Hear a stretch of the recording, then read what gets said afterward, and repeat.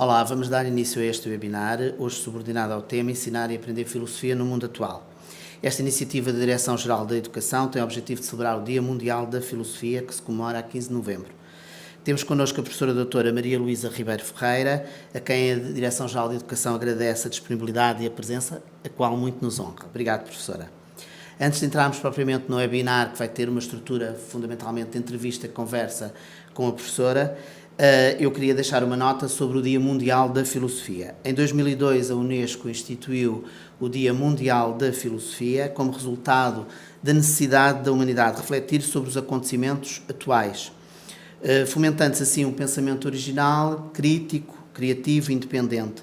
Desde então, este dia é celebrado um pouco por todo o mundo, na terceira quinta-feira do mês de novembro, que este ano, como já referi, ocorre 15. A observação deste dia por parte da Unesco levou a que o mesmo ganhasse, na última década, uma visibilidade e uma importância crescentes. Um pouco por todo o mundo são organizados debates filosóficos, conferências, lançamento de livros, leituras, diálogos e encontros, cafés filosóficos, exibições e sessões que pretendem dignificar e alertar para a necessidade da filosofia. Passo a apresentar a professora doutora Maria Luísa Ribeiro Ferreira, é professora catedrática da Faculdade de Letras da Universidade de Lisboa, onde tem lecionado Filosofia Moderna, Didática da Filosofia, Filosofia da Natureza e do Ambiente, Filosofia do Espaço Público, Filosofia do Género. Tem inúmeras publicações de artigos nestas áreas, em revistas da especialidade e em coletâneas de textos. Mais de 20 títulos publicados como autora e coordenadora, de onde se destaca a última, coordenação do volume Ensinar e Aprender Filosofia num Mundo em Rede. É também investigadora do Centro de Filosofia da Universidade de Lisboa, onde coordena 2 projetos de investigação. Olá, professora. Eu vou pôr-lhe algumas questões enviadas pelas escolas, das quais selecionamos aquelas que nos pareceram mais pertinentes e mais importantes, e vou começar exatamente pela importância da filosofia, referindo também à importância deste Dia Mundial da Filosofia. Qual acha ser, de facto, a importância deste dia no contexto mais lato da filosofia? Também. Olá, António, e muito obrigada por este convite que me fizeram e que é com todo o prazer que respondo. Quanto a esta primeira questão que me levanta, eu acho que é na realidade importante, e o António na apresentação que fez também já o demonstrou, é importante que haja um dia em que todas as pessoas que trabalham em filosofia, sejam alunos, professores, investigadores, do secundário, do universitário, já agora também aqueles que trabalham na filosofia com as crianças, que se sintam em sintonia a pensar quão importante é a filosofia. Porque se nós, enquanto ocidentais que somos, pensarmos qual é a matriz da nossa cultura, a matriz da nossa cultura é realmente, parte realmente da filosofia. A filosofia é a mãe de todas as ciências e, sobretudo, é a atitude de interrogação, de espanto, de procura que os primeiros humanos tiveram, procurando encontrar um sentido para o real, para as coisas, etc. E essa questão inicial é uma questão que nós continuamos a levantar e continua a interessar-nos. Daí, realmente, ser um privilégio, no caso de Portugal, nós podermos iniciar os nossos alunos cedo nesta atividade filosófica.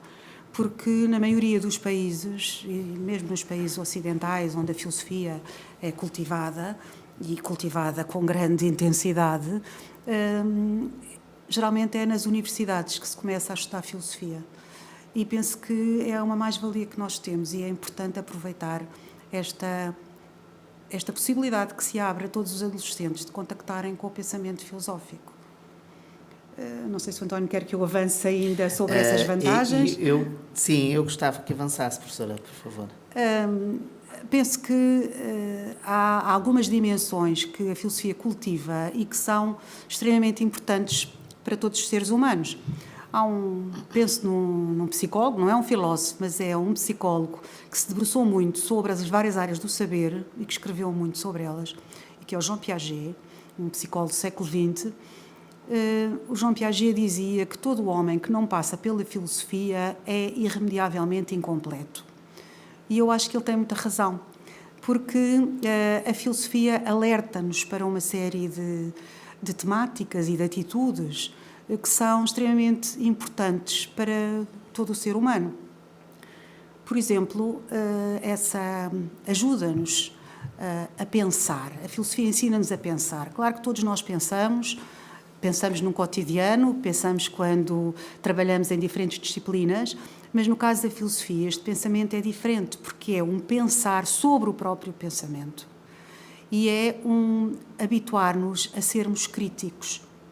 Isto é muito importante no mundo em que vivemos. O facto de nós não aceitarmos a primeira coisa que nos é dita, o facto de nós nos distanciarmos relativamente à informação, o facto de nós sabermos problematizar, levantar questões e também sabermos responder a essas questões. Há muita tendência para dizer que a filosofia é o levantamento de questões. Claro que a filosofia é essa atitude interrogativa. Ela começou com o espanto. Mas as interrogações que nós levantamos têm resposta e nós procuramos resposta e procuramos boas razões para as questões que nós levantamos. Penso que é também uma das missões da filosofia é ensinar a argumentar, ensinar a construir bons argumentos. E isso acho que é algo que todo jovem tem possibilidade de fazer ao debruçar-se sobre a filosofia e ao trabalhar os diferentes problemas que lhe são dados no programa do ensino secundário, por exemplo. E eu estou aqui a dar mais ênfase aos programas do ensino secundário porque são a iniciação. Porque, é claro, quando nós trabalhamos ao nível universitário, todo esse tipo de atitude, de interrogação, etc., já foi treinada e é muito importante que tenha sido treinada. Um aspecto também que me parece que é fundamental é o facto da filosofia nos dar um sentido global do conhecimento. Ou seja, há vários problemas em filosofia, cada um tem as suas orientações, cada um tem a sua chave, cada um tem a sua linguagem própria. Mas esta ideia de que as coisas estão interligadas e que nós temos que ultrapassar uma especialização e uma cultura de mosaico, que é muito a nossa cultura, eu penso que é algo que a filosofia dá. E isso acho que realmente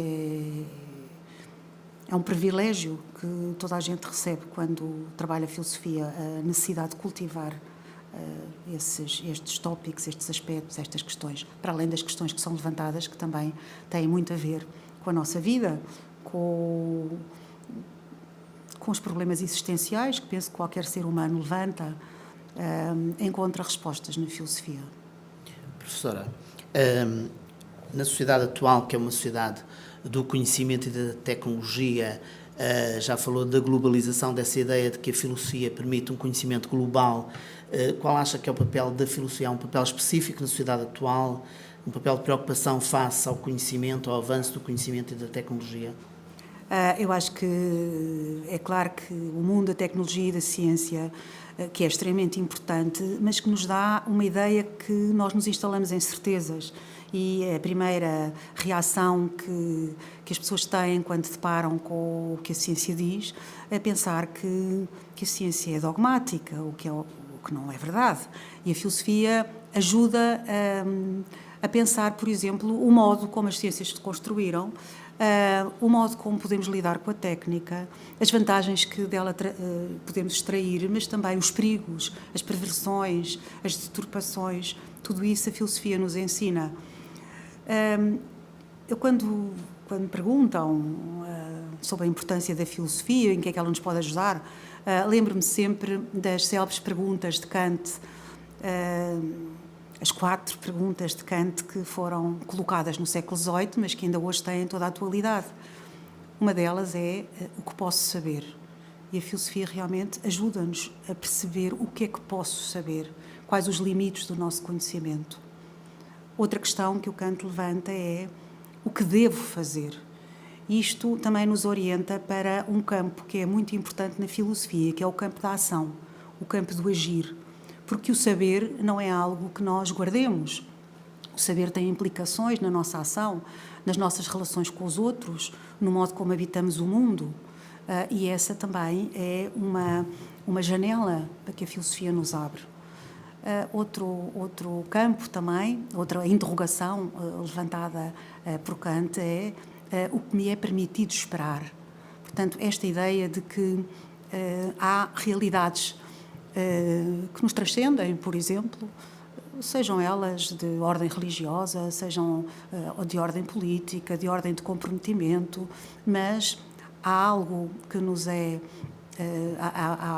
digamos, uma espécie de um desafio que nos é levantado e ao qual nós devemos saber responder e que nos ajuda também a realizarmos como seres humanos. E, finalmente, o Kant levanta a questão, que é a questão mais abrangente, o que é o homem. O termo que o Kant utiliza é o termo alemão, que é Mensch, was ist der Mensch. Mensch é homem, mas é ser humano. E eu estou a fazer esta distinção porque, como tenho trabalhado também na filosofia no feminino, penso que é importante falarmos em ser humano mais do que homem. Homem poderá dar a ideia de ser masculino, etc. E aqui é mais abrangente. E o que é o homem, o que é o ser humano? Tem a ver com esta reflexão sobre nós próprios. Quem somos nós? O que é que fazemos aqui? O que é que nos é permitido esperar? Como o Kant diz. E acho que estas questões são sempre atuais e é importante recordá-las. Professora, portanto, a filosofia é potenciadora de alguma forma da liberdade do cidadão? Sem dúvida.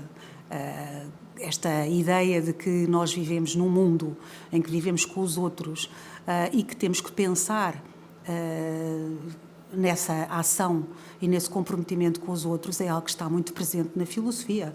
Desde os primeiros filósofos, estou a pensar, por exemplo, no caso de Platão, no caso de Aristóteles, que tiveram como preocupação fundamental também a vida na cidade, a vida na polis, a vida na política.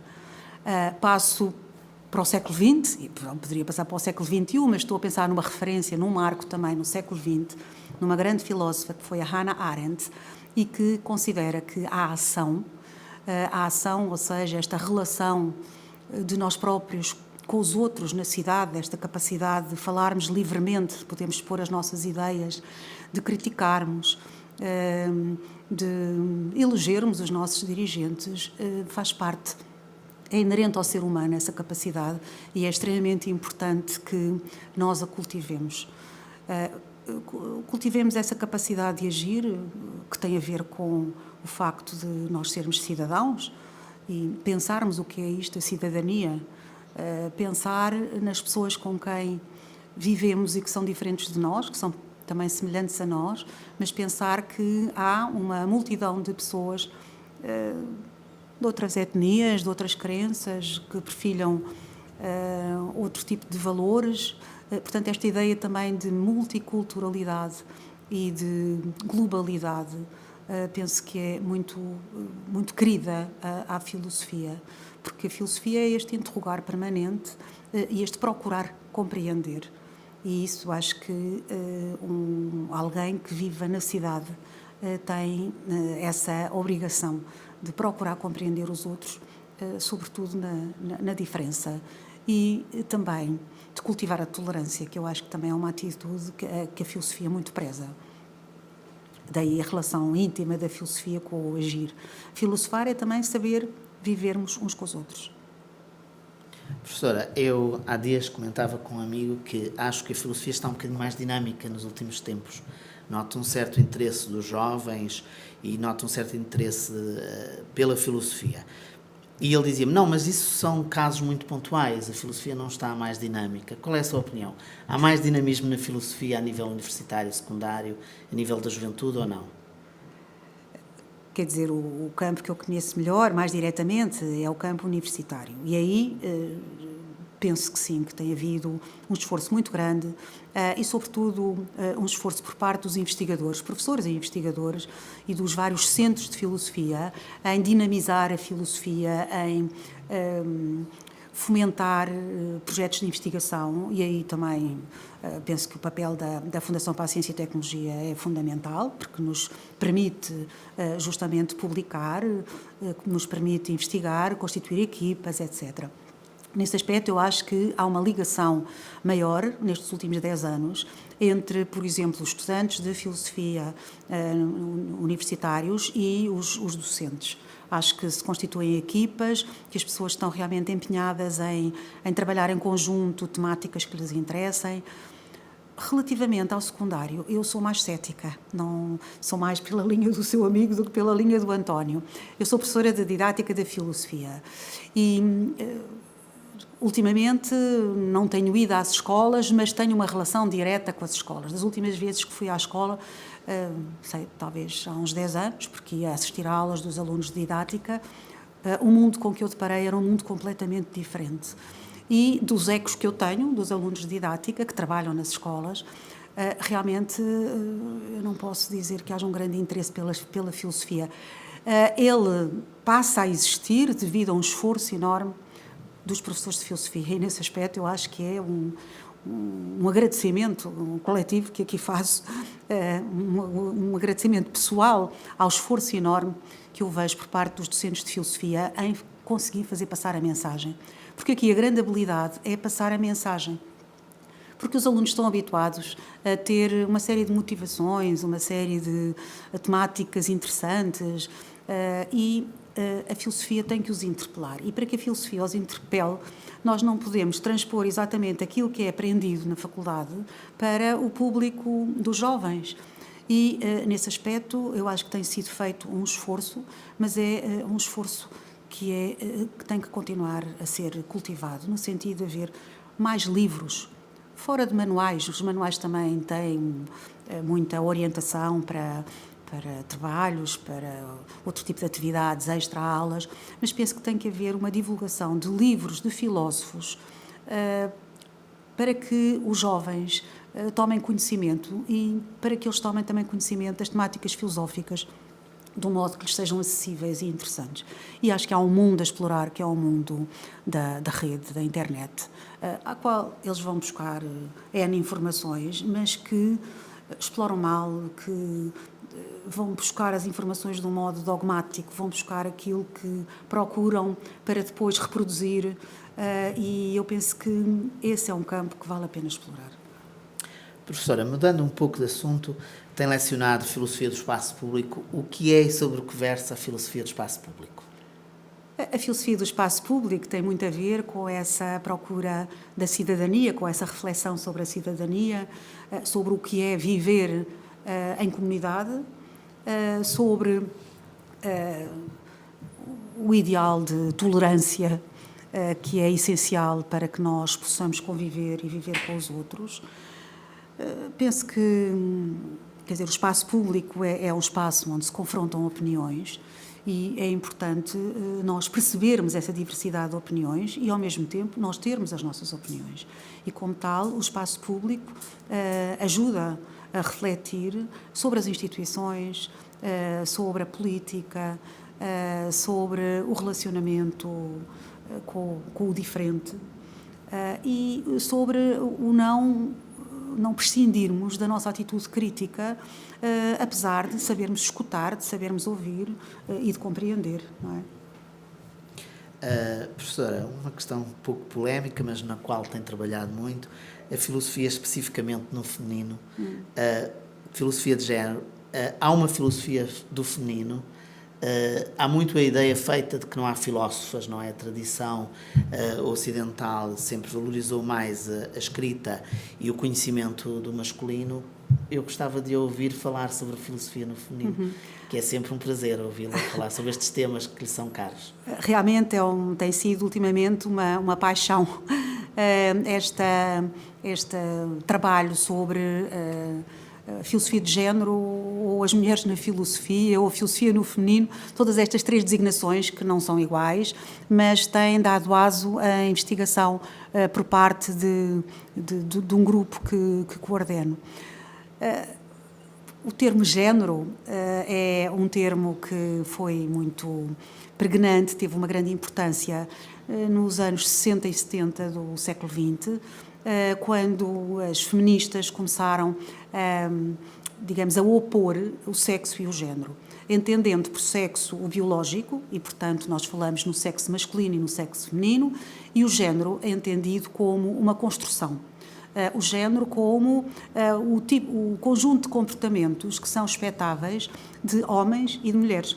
Ou seja, presumia-se que os comportamentos das mulheres vão numa determinada linha, os comportamentos dos homens vão numa determinada linha.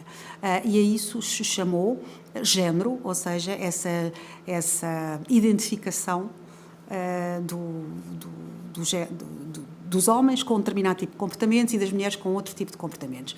E esta primeira leva, digamos, de investigação, que deu origem aos estudos sobre as mulheres, os Women's Studies, porque isto foi muito cultivado, sobretudo em universidades americanas, tinha uma perspectiva muito empenhada, muito política, muito de luta pela igualdade de direitos. O conceito de género é um conceito que não é de todo pacífico, porque, para além dessa igualdade de direitos, discute-se se há realmente uma especificidade, um modo próprio de pensar o real, de agir no real, até a nível de uma ética e, por que não, de uma prática científica.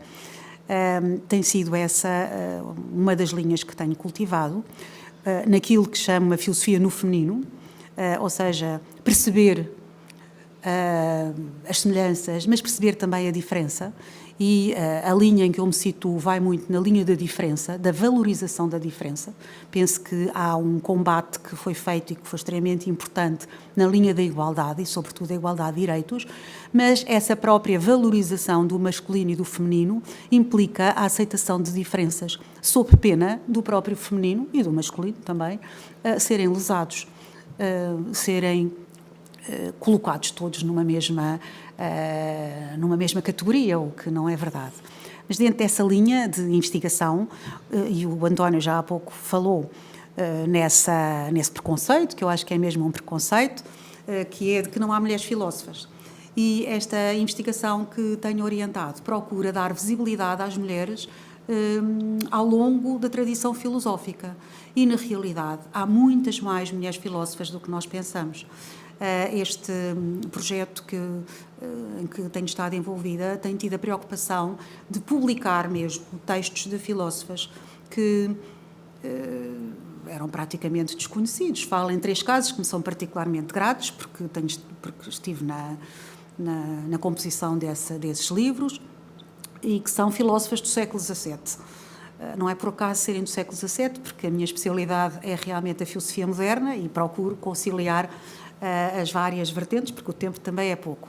Mas, por exemplo, o Centro de Filosofia publicou as cartas da Princesa Elizabeth a Descartes, publicou também as cartas da Lady Masham a Leibniz e publicou uma obra de Anne Conway, uma mulher praticamente desconhecida, mas que o Leibniz considera a sua inspiradora. E fazendo isto, a nossa ideia é realmente tornar visíveis as mulheres na filosofia, mostrando o que escreveram, mostrando também porque é que não escreveram mais, porque houve razões, porque não o puderam fazer. Como o António sabe, grande parte da prática filosófica desenrolou-se na universidade e durante muito tempo as mulheres estavam impedidas de ir para a universidade, não é? Portanto, uma das linhas de investigação tem sido essa, tornar visíveis as mulheres na filosofia, o que não é difícil no século XX e no século XXI. Há realmente muitas mulheres filósofas, geralmente as pessoas falam da Hannah Arendt, como há pouco eu falei, mas há muitas mais e são mulheres com projetos muito definidos também, com teorias interessantes que importa publicitar. A outra linha final do projeto é justamente discutir a condição feminina. Eu falo de condição e não natureza feminina. O termo natureza é um termo que pode levar a pensar-se que há algo de estático, de essencial, etc. De qualquer modo, a condição feminina penso que merece ser objeto de reflexão filosófica em todas as suas vertentes. E esse também é um dos aspectos do projeto. Professora, a vertente da filosofia, a filosofia para crianças, é também um capítulo a que tem dedicado algum do seu pensamento e algum do seu trabalho. Eu gostaria também de ouvir a sua opinião sobre a filosofia para crianças e o que é que se tem feito nesse sentido. A filosofia para crianças, eu penso que está hoje as pessoas estão muito alertadas para ela, e a minha relação com a filosofia para crianças não tem sido sempre a mesma. Eu comecei por ser crítica da filosofia para crianças, talvez à maneira de Platão, mas menos que Platão. Platão dizia que nós só podemos fazer filosofia na idade adulta, e não só na idade adulta, mas mesmo já numa idade bastante madura. Mas a minha primeira posição relativamente à filosofia para crianças era levantar algum problema sobre esta designação de filosofia. Agora, nunca pus em causa da importância grande que é começar a refletir, a ter um pensamento crítico, a levantar questões, a saber ouvir o outro desde muito cedo. E nesse aspecto, admitindo que se conserve este título, porque penso que ele já pegou, de filosofia para crianças, eu acho que é algo de extremamente importante. A filosofia para crianças, toda a gente sabe, que começou com Matthew Lipman, um filósofo americano, nos anos 70 do século XX, e o Matthew Lipman assistiu a toda aquela agitação dos estudantes quando foi da Guerra de Vietnã, a todas as revoltas estudantis, às quais ele aderia e com as quais estava em sintonia, mas ele espantava-se que os estudantes falassem tão mal e soubessem tão pouco fundamentar as suas opiniões.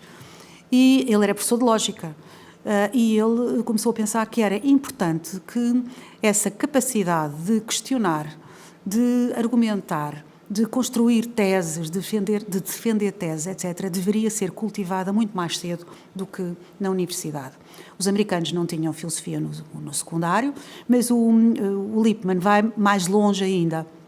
Ele procura que, desde muito cedo, desde os 4, 5 anos, as crianças tenham esta iniciação à filosofia. De uma maneira muito diferente, através de novelas, através de histórias que são contadas, que depois as crianças comentam, as crianças são interpeladas também a levantar questões uns aos outros e, sobretudo, são habituadas a ouvir-se e a pegar nas razões dos outros e a contestá-las quando acham que tal é necessário, ou aderir a elas, mas esta espécie de comunidade, o Matthew fala muito numa comunidade de investigação, que é feita dentro das possibilidades que é dado fazer a crianças muito novas, muito pequeninas, e depois mais velhas, até ao secundário. Eu penso que é algo que nós também devemos acarinhar. E felizmente vejo que há algumas escolas primárias, etc., são poucas, mas há algumas que começam a introduzir esta filosofia desde muito cedo. E há também bastante gente em Portugal com livros, com documentos, com materiais extremamente interessantes e ricos para este tipo de abordagem da filosofia. E eu acho que é de continuar. Professora, tenho ainda 2 questões que têm mais a ver com o seu trabalho. Já referiu que o século XVII é um século que é uma das suas preferências filosóficas. Spinoza é um autor incontornável no seu trabalho e nas suas aulas. Pode falar-nos um pouco deste autor e da sua preferência pelo Spinoza? Spinoza talvez seja o filósofo com quem, talvez não, é de certeza o filósofo com quem mais eu tenho dialogado ao longo de muitos anos. E há muita coisa que me atrai em Spinoza, mas sem dúvida que a ideia de que nós não somos as pessoas mais importantes do universo, ou seja, o universo para Spinoza é um universo descentrado. É um universo que não coloca o homem como um interlocutor privilegiado. O homem é um elemento dentro do universo. E eu penso que, nesse aspecto, Spinoza é muito atual, porque está muito em sintonia com esta visão que nós temos holística das coisas, do nosso lugar no mundo. E ele considera que, realmente, a nossa felicidade maior, ele chama a nossa suprema alegria, é perceber qual é este nosso lugar no mundo. Nós partilhamos dessa totalidade, nós somos feitos da mesma matéria que informa essa totalidade, a que ele chama a natureza ou Deus. Todo o ser humano, a essência do ser humano para Spinoza é um dinamismo, é aquilo que ele chama um conatus, uma força, um esforço por se manter vivo. E esse esforço deve ser cultivado na alegria. Spinoza é o filósofo da alegria. porque todas as paixões, e as paixões são as modificações do nosso ser, às quais nós somos sujeitos, todas as paixões alteram-nos e nós devemos cultivar as paixões de alegria, porque são elas que nos vão dar uma realização total. E essa relação também da alegria com o conhecimento. O conhecimento é algo que nos traz contentamento, um grande contentamento, essa capacidade de nós conhecermos, de nos conhecermos e de conhecermos as coisas e de percebermos as leis que regem o universo e, simultaneamente, nos libertarmos, porque Spinoza, eu chamo filósofo quase, porque a identificação para mim do filósofo é relativamente a Spinoza, para mim ele é o protótipo do filósofo, porque é aquele que nos fala numa liberdade que nós temos que conquistar. E conquistamos essa liberdade percebendo como é que as coisas são, como é que elas se organizam, a que leis obedecem. Isso dá-nos um grande contentamento e isso é um degrau para a tal realização pessoal que ele considera que nós adquirimos num grau de conhecimento que ele chama a ciência intuitiva, que é uma relação amorosa com o todo, com esse todo, a tal beatitude, aquilo que nos gratifica. Há tanto para dizer em Spinoza que é muito difícil eu estar aqui em 2 ou 3 tópicos poder explicar esta minha atração pelo filósofo, mas a melhor maneira é lê-lo. Leiam a Ética, e é isso que eu acho que nos poderá melhor conduzir a Spinoza. A professora apontou aí uma ideia muito interessante, que é a ideia do diálogo com os filósofos. Não é? Filosofar é de alguma forma entrar em diálogo, é de alguma forma conversar com os filósofos, discutir com eles e refletir em conjunto com eles. Uma última questão que se prende com o último livro coordenado pela professora, Ensinar e Aprender Filosofia no Mundo em Rede. Eu sei que este livro se integra num projeto que tem o objetivo de publicar mais 3 volumes. Pode falar-nos um pouco desse projeto e dessas questões emergentes do ensino e da aprendizagem da filosofia? Este projeto tem a ver com considerar que refletir sobre o ensino da filosofia não é um desvio à filosofia. Muitas vezes nós pensamos que a didática nos desvia dos temas, dos assuntos científicos propriamente que nos interessam. Estou a pensar no caso da didática da matemática, didática da história, etc. Realmente, quando nos debruçamos sobre a didática nessas disciplinas, nós estamos a sair dessas disciplinas. Mas no caso da filosofia, a didática da filosofia é um problema filosófico.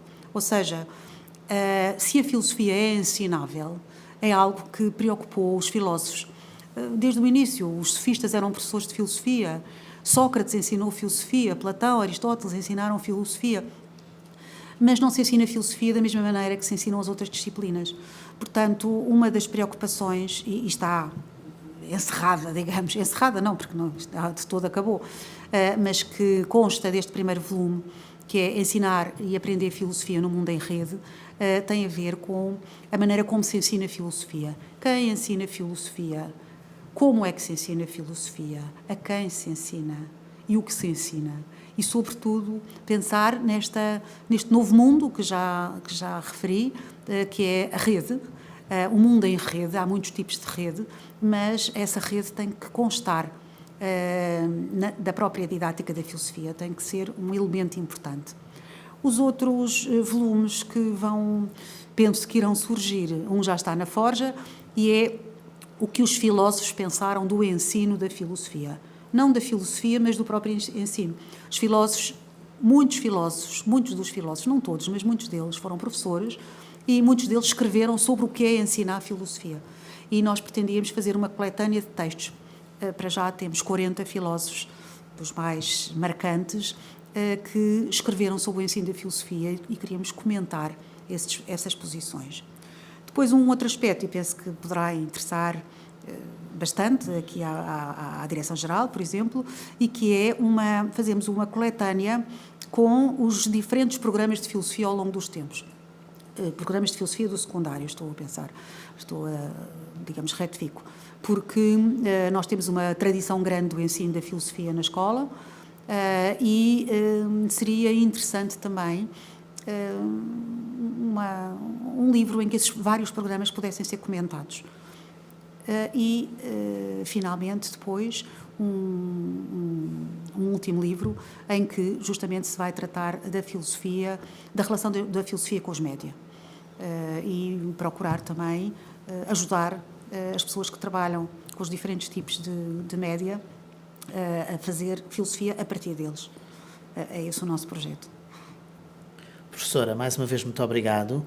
Nós terminamos aqui o webinar neste Dia Mundial da Filosofia, em que efetivamente esperamos que o contentamento de maior conhecimento possa ser uma realidade.